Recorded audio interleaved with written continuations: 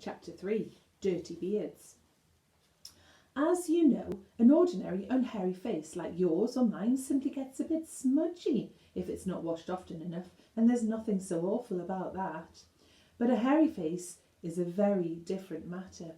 Things cling to the hairs, especially food.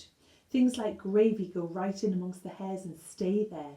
You or I can wipe our smooth faces with a flannel, and we quickly look more or less all right again. But the hairy-faced man cannot do that. We can also, if we are careful, eat our food without spreading food all over our faces, but not so for the hairy man.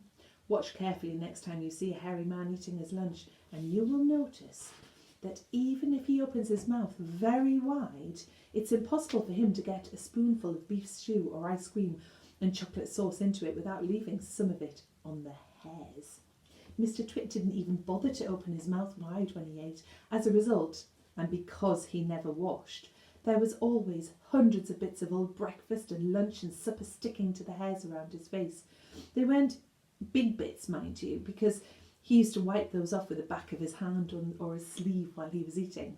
But if you look closely, not that you'd ever want to, you could see tiny little specks of dried up scrambled eggs stuck into the hairs, and spinach and tomato ketchup, and fish fingers, and minced chicken livers, and all those other disgusting things that Mr. Twit liked to eat.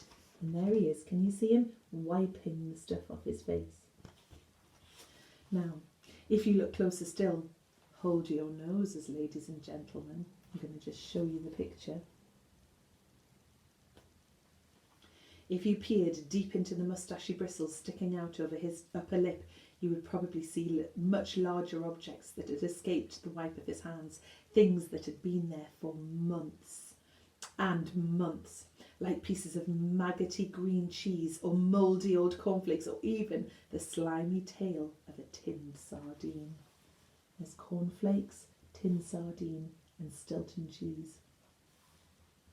Because of all this, Mr. Twit never really went hungry. By sticking out his tongue and curling it sideways to explore the hairy jungle around his mouth, he was always able to find a tasty morsel here and there to nibble on. Ugh. What I'm trying to tell you is that Mr. Twit was a foul and smelly old man. He was also an extremely horrid old man, as you will find out in a moment.